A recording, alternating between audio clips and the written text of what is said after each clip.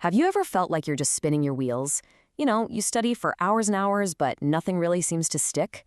Well, today, we are going to change all that. We're not just talking about a few study tips. We are diving deep into the science of how your brain actually learns, so you can finally start studying smarter, not harder. Yeah, does this look familiar?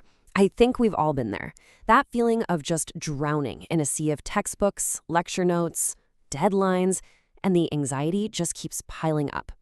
It's a really common experience, but believe me, it doesn't have to be your reality. And here's the most important thing I want you to hear today. If you're struggling, it is not your fault. It's not about being smart enough.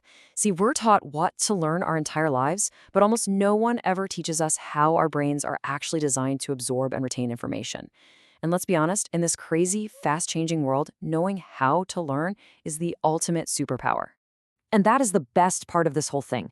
The solution isn't some crazy expensive software or a super complicated system you have to buy. You already own the most powerful learning machine in the universe. We just need to give you the right user's manual to get that engine running at full throttle. Okay, so first things first, let's get to know the hardware we're working with here. Because the human brain is, and I am not exaggerating, the most powerful and sophisticated supercomputer on the entire planet. Just take a second and try to wrap your head around that number.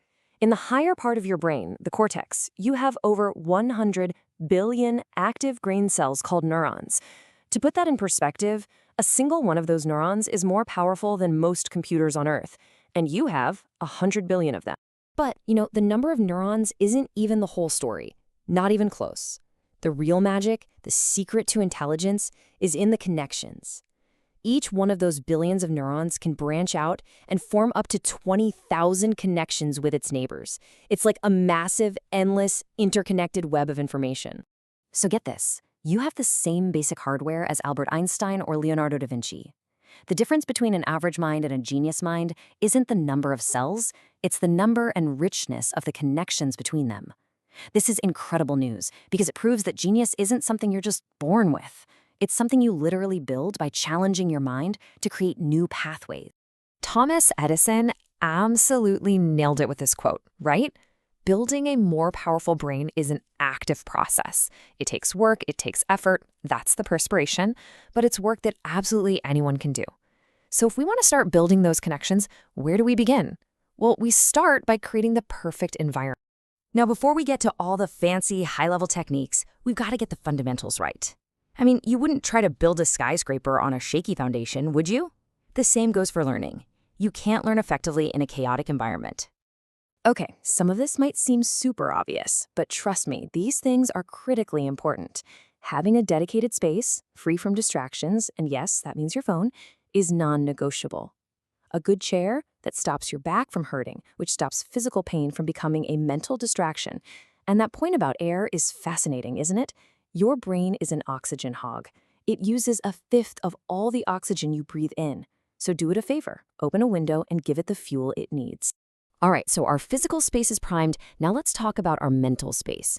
The absolute ideal state for learning is what scientists call the alpha wave state. The easiest way to think about it is relaxed alertness. You know that feeling when you're totally absorbed in a good book or a creative project? You're calm, but your mind is incredibly sharp and focused? That's the alpha state. And it's when information flows most freely. I really want this to sink in. This is so, so important. Trying to study when you're stressed or distracted is like trying to drive through rush hour traffic in a huge city. It's just not going to work.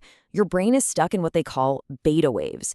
But taking just a few minutes to breathe, relax, and consciously shift into that clear, calm alpha state, that is the single biggest change you can make to see immediate results in your learning. Okay, our physical space is ready. Our mind is primed and on the right wavelength. Now let's talk about a power tool that takes everything we've discussed, the connections, the focus, and puts it all into practice. So most of us were taught to take notes the way you see on the left. Line by line, very logical, very sequential. It's a very left brain way of doing things. But here's the problem. Our brain doesn't just think in straight lines. It thinks in webs of connections, in images and wild associations. That's the domain of your right brain. A truly effective study tool has to get your whole brain in the game. And that tool is called mind mapping. It's a way of taking notes that visually organizes information in a way that literally mirrors your brain's natural process. So instead of a boring list, you create this radiant web of interconnected ideas, which looks a lot like those dendritic connections between neurons we talked about earlier, right? And the rules are super simple, and they're all designed for maximum brain impact. You start in the center so ideas can radiate outwards, just like your brain cells do. Using lots of colors and little images engages your creative side and makes memories way stronger. And keeping it to one keyword per line, that forces you to really think and distill information down to its core, which is a powerful learning exercise all by itself. And this is really the key takeaway for mind mapping. You're not just passively taking notes from a book or a lecture. You are actively making connections. You're thinking, you're synthesizing, and you are creating your own unique visual map of the information.